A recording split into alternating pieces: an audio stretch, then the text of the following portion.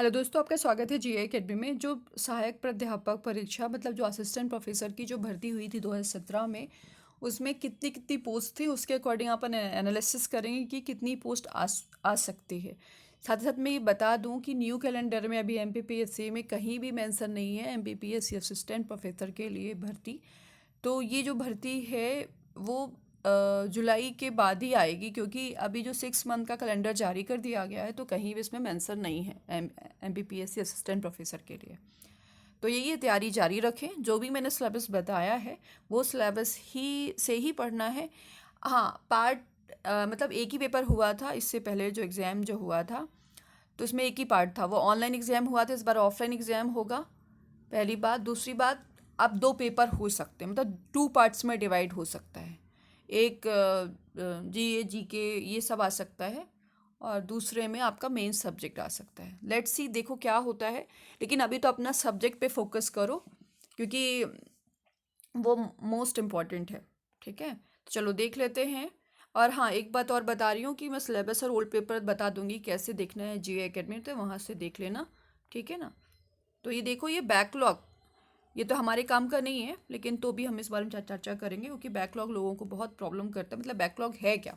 Backlog पद मतलब होता है, ये है जो अम, जैसे मान लो भर्ती आई, ठीक है ना, जैसे एससी एसटी या ओबीसी की पोस्ट आई, ठीक है ना, तो कुछ कैंडिडेट नहीं मिल पाए एससी एसटी या ओबीसी के। तो उन कैंडिडेट्स को भरने के लिए, जब मतलब रिक्त पदों की पूर्ति के लिए फिर भर्ती की जाती है, उसके लिए अलग से भर्ती निकाली जाती है। तो इन लोगों ने इसी में भर्ती निकाली थी, इसी में ऐड कर दिया था। ठीक है ना। तो चलो देख लेते हैं मतलब ये तो हमारे काम का नहीं है।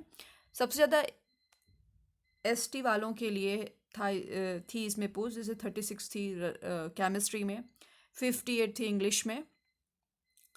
हम ज़्यादातर एसटी वाले हैं, क्योंकि एसटी कैंडिडेट जो होते हैं वो ज़्यादातर उनके पास रिसोर्स की कमी होती है, उन्हें पता ही नहीं चल पाता कि कोई वैकेंसी आई भी है ना। और तो लाभ नहीं उठा पाते, इस वजह से इनके पद हमेशा रिक्त रह जाते हैं। चलो, अब ये पदोन्नति है, सेवानिवृत्ति के से रिक्त पद। पदोन्नति जिनकी हो गई, सेवानिवृत्ति हो गया, उनसे रिक्त पद कितने पद हैं ये देखो। एक बात और है कि रिक्तियों में मध्य प्रदेश के मूल निवासी महिला अभ्यर्थियों हेतु आरक्षित पदों की संख्या भी दी गई है इसमें। मतलब महिलाओं को विशेष तौर पर आरक्षण मिला हुआ है, और निःशक्त अभ्यर्थियों को भी आरक्षण मिला हुआ है, मतलब जो हैंडीकैप्टेड हैं। तो रिक्त पदों की संख्या देख लेते हैं, देखते हैं। एक्वाकल्चर, एक्वाकल्चर में है, एक मिनट,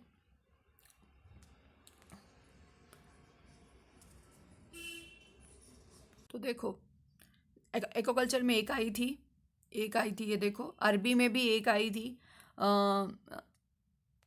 बायो केमिस्ट्री में भी में 3 आई थी। ठीक है ना, S C S T O B सभी को मिला के टोटल आई थी। बॉटनी में आई थी 74। मतलब बहुत ज़्यादा आई थी, सोचो आप। सबसे ज़्यादा एस ये नहीं, सबसे ज़्यादा ओबीसी में, फिर उसके बाद एसटी में, फिर उसके बाद यूआर में। इसी तरीके से केमिस्ट्री में 70, वाणिज्य में, कॉमर्स में 64 टोटल, अपराध में, क्रिमिनोलॉजी में 1। ठीक है, इसी तरीके से नृत्य में, डांस में 2, चित्रकला में, ड्राइंग में 7, इकोनॉमिक्स में 64, इंग्लिश में 56, ज्योग्राफी में 36। ठीक है ना। और ये में 3, जियोलॉजी में। ठीक है ना। हिंदी में 51। यूआर की एक भी नहीं थी पदोन्नति के से भरे, मतलब पदोन्नति या रिक्त पदोन्नति या सेवानिवृत्ति से रिक्त पद नहीं थे हिंदी में। अभी नए सृजित वाले भी पद हैं इसमें, अब इसके बाद आएंगे। ठीक है। इसके बाद हिस्ट्री में 68। अच्छी खासी पोस्ट आई थी 68, सोचो। इतना तो स्कूल में इतनी नहीं आती है, नॉर्मल जैसे केवीएस या एनवीएस में। लेकिन हाँ, स्कूल भी कम है, लेकिन कॉलेज तो बहुत सारे हैं।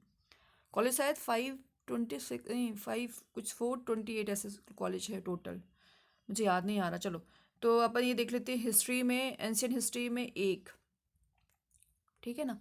एक बात का ध्यान रखें, जो हिस्ट्री वाले हैं वो एंशियंट हिस्ट्री भी अप्लाई कर सकते हैं। होम साइंस में 10 आई थी, ज्योतिष में 1 आई थी, लॉ में 82। ओ माय गॉड, इतनी सारी पोस्ट आई थी। मैथ्स में 50, ठीक है, सबसे ज़्यादा यूआर में आई है। और डिफेंस में आई थी 8, फिलॉसफी में आई थी 6, इसी तरीके से फिजिक्स में आई थी 85, पॉलिटिकल साइंस में आई थी 76, टोटल 76 थी। मनोविज्ञान में आई थी 4। इसी तरीके से संस्कृत अच्छी है, मतलब संस्कृत में अच्छी पोस्ट आई थी, तो सोचो 27। और उसके बाद संस्कृत ज्योतिषी हो गया, ज्योतिष हो गया, संस्कृत प्राच्य हो गया 4, संस्कृत साहित्य हो गया 4, संस्कृत व्याकरण हो गया 4, तो टोटल करके, है ना। इसी तरीके से समाज सोशोलॉजी में 59, सांख्यिकी में 2, उर्दू में कितनी है 22, वेद में है 3, और प्राणी शास्त्र में है 86, और संगीत गायन में है 4। टोटल मिलाकर के 1040 आई थी, ठीक है। यूआर में टोटल 290, और ये शायद एससी का 67, एसटी में 199, और 484 आई थी किसमें, ओबीसी में। ओबीसी में ज़्यादा कैंडिडेट्स आ रहे हैं, ठीक है ना। चलो देख लेना आप लोग अच्छे से अपना, ठीक है। चलो ये लो, थोड़ा सा मैं इसको ऐसे स्क्रॉल करके, जिससे आप लोग अपने अच्छे से एनालिसिस कर लेना।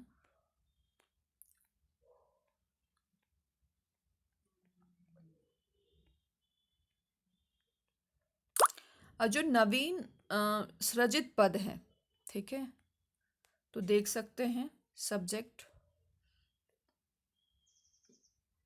देखो बॉटनी में 95, जो महिलाएं जो मध्य प्रदेश की मूल निवासी हैं उनके लिए भी पद आरक्षित किए गए थे।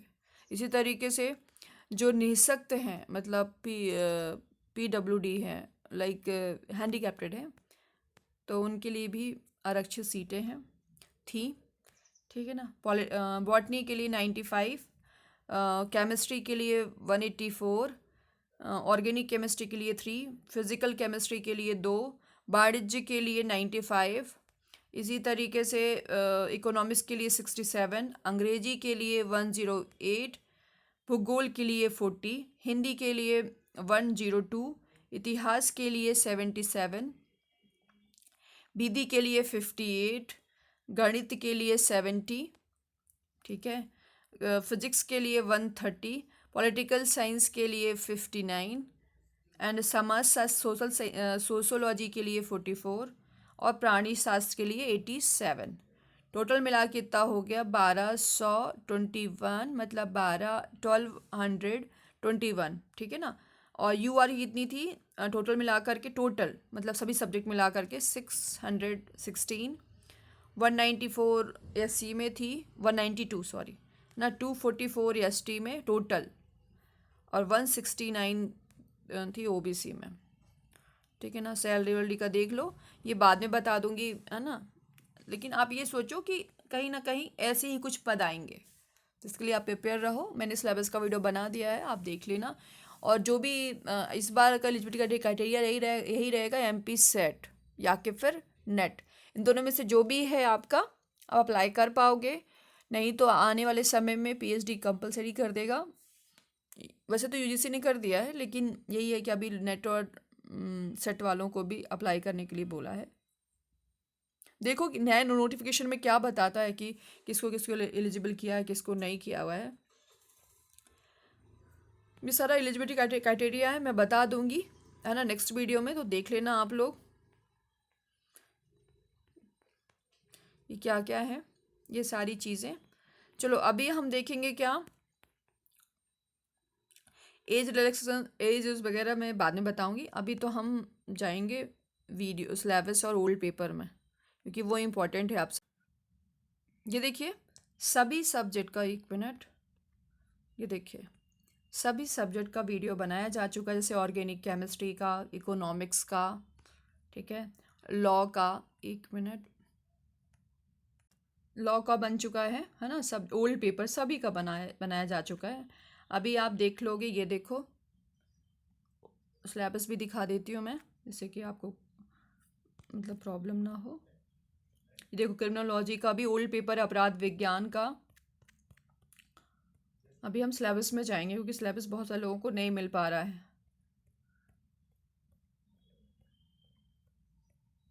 एक मिनट, नहीं, संस्कृत का भी बनाया है मैंने, है ना।